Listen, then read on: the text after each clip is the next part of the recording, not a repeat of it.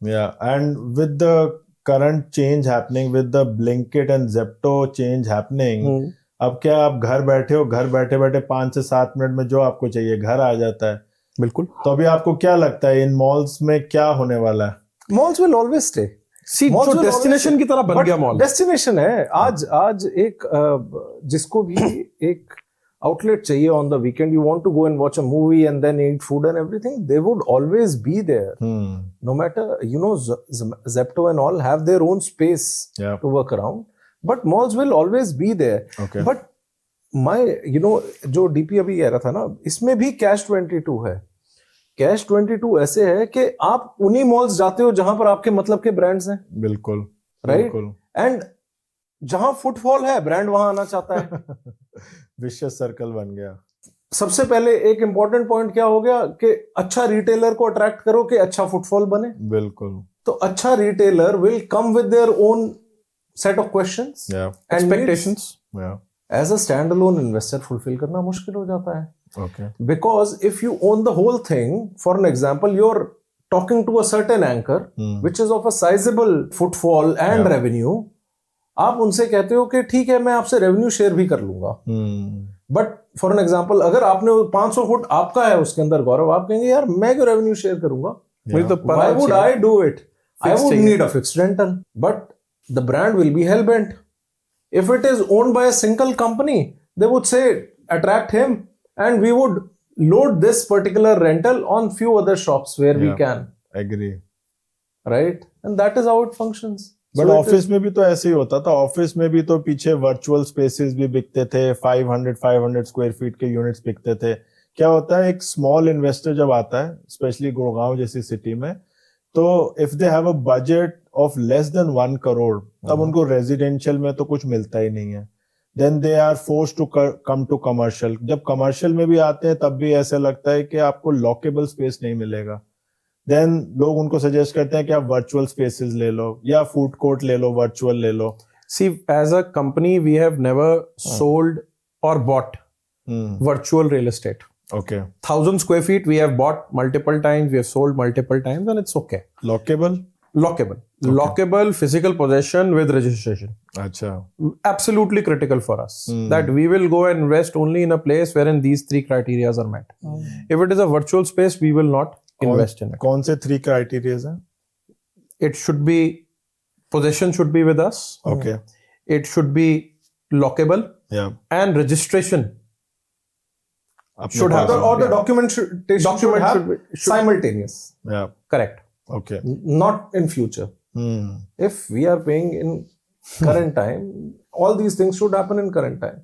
But I have a slightly different take on this, Gaurav. 1 crore वाले investor की expectation क्या है? What are you wanting out of your 1 crore? बिल्कुल ठीक है। समझना जरूरी है। मतलब 1 करोड़ लाए, चाहते क्या है, उसके रिटर्न में क्या चाहते हैं आप, राइट?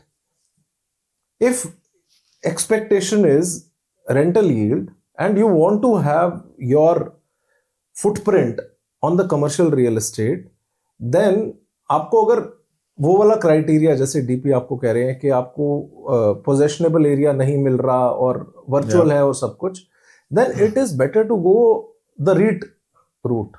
अच्छा, करेक्ट, या सो आपको ऑन एवरेज एनीवेयर 12-13-14% का यील्ड आ जाएगा. ओके.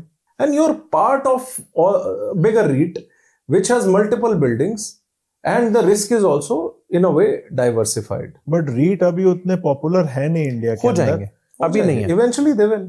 जो कस्टमर्स आते हैं ना, उनकी तो एक्सपेक्टेशन ये होती है कि यार मैं 1 करोड़ लगाऊं और वो 3 करोड़ 4 करोड़ हो जाए. बिकॉज रियल एस्टेट में जब लोग आते हैं तो यही कहानियां सुन के आते हैं कि गुड़गांव में एक प्लॉट लिया था 1 करोड़ का जो आज 4 करोड़ का हो गया है. तो वो लगता है यार अब मैं लेट हो गया हूँ, बट मैं 1 करोड़ लगाऊं तो वो भी 3 या 4 करोड़ हो जाए.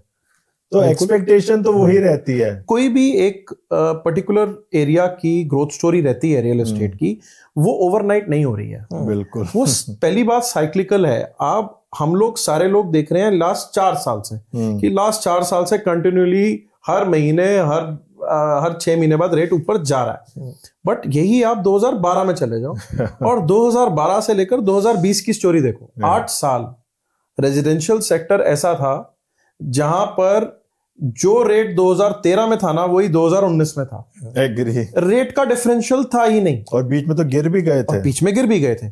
लेकिन जो रियल एस्टेट 2000 जो कमर्शियल रियल एस्टेट 2012-13 में रेंट पे चढ़ी थी, और वो लेट से मैं कहता हूं उसका रेंट भी सेम रहा, उसका कैपिटल वैल्यू भी सेम रहा। ओके। लेकिन अगर किसी ने वो 10 साल उसमें से रेंटल यील्ड निकाल ली और लेट से 7% यील्ड के हिसाब से 10 साल चले, तो 70-75% प्रॉपर्टी की वैल्यू तो उन्होंने निकाल ली ना। नहीं, you're not factoring escalation in ADP. I'm saying so सब even कुछ if same रहा। there is a standard clause of 5% escalation annually or 15% in 3 years. Yeah. So if the tenant has stayed for 10 years and paid all the escalations as well, तो आपकी property पे of हो जाती है 6 या 7 साल में, फ्री हो जाती है प्रॉपर्टी। हाँ जी, ओके, राइट। तो 6 या 7 साल में 6-7 साल में 9 years के आसपास it will take 9.5 years it takes. But overall जैसे रिस्क प्रोफाइलिंग की बात है, तो एक्सपेक्टेशन जिसकी भी है ना कि मेरे साल में हो जाए, 2 साल में हो जाए, if somebody has a 10-year horizon, it might be possible. Why not? Because the way things are growing, if you put in money in the upcoming sectors and you believe कि वहां पर उस तरफ से population जिस तरह से बढ़ ही रही है, and इस समय incoming migration from other cities बहुत high है, there is a probability. But if somebody comes with a view that I need to invest for 3 years या only 2 years या 6 महीने में मेरे को बाहर कर दो, that is very difficult, and that is an unrealistic expectation, and risky, which people, a lot of brokers do get into that because of their own agendas behind it. But as a thumb rule, if somebody is coming in real estate, you have to educate that uncle, you have to be in it for 10 years to really get the juice out of it. At least 5 years. 4 to 5 year horizon you have to have if you're entering real estate.